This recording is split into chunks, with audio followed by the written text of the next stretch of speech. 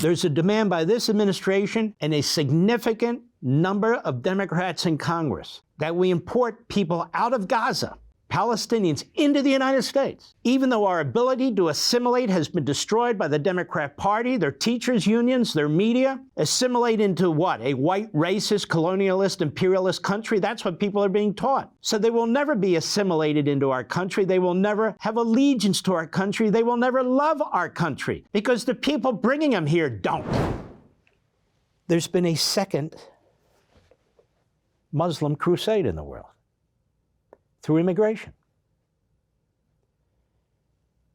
Western Europe, in particular, has huge populations now of Muslims, first-generation Muslims, who left the Middle East or escaped the Middle East, whether it's Syria and so forth, whether it's Iran, and these other places.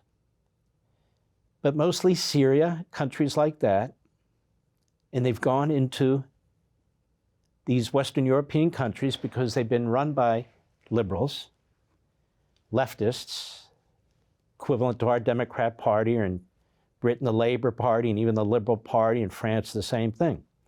They've had very weak immigration laws.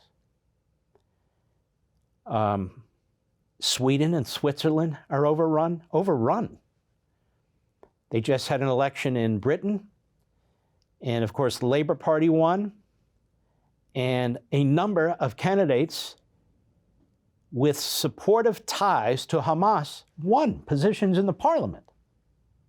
The new Prime Minister of Britain is a hardcore leftist, and he says that they are not long from recognizing a Palestinian state. A Palestinian state? Where? In Israel. That's where. Judea and Samaria. I don't know if you saw the White House press conference the other day. There have been several since, but earlier in the week, there was a guy raised his hand. He was an Irish journalist. Ireland, the government there is thoroughly anti-Semitic.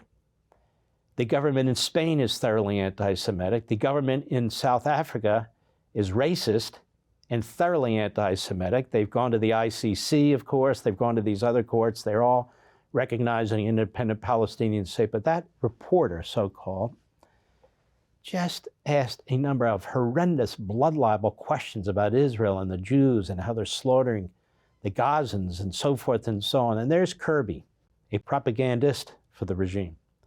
And there he is, answering the questions like the legitimate. Of course Israel needs to do more. Of course, Israel's surrounded now. They've basically had to left a 10-mile buffer territory that they have between Lebanon in the north and Israel. So northern Israel now is treated as a no man's land. So Iran has them surrounded, and Israel's country has actually shrunk because the people can't go back. They can't go back to their homes, and they're constantly being pounded by these missiles coming from Hezbollah. You don't read much about it in this country. So what's happening? Well, I have to tell you, Jews around the world aren't sure what to do, especially Jews in Europe, many of whom have had 1 or 2 generations away experience with the Third Reich and the Holocaust, which did reach into France and European countries, as you well know, reached into Poland, reached into Romania, reached into all these countries. But Britain was a stalwart country. Churchill was a big believer in a state of Israel. Churchill was a big admirer of the Jewish faith. You can't say that about the Prime Minister of Britain today, or even the Tory Prime Minister who just left. And look at France. It's a disaster. So you look at France and Britain, it's a matter of weeks.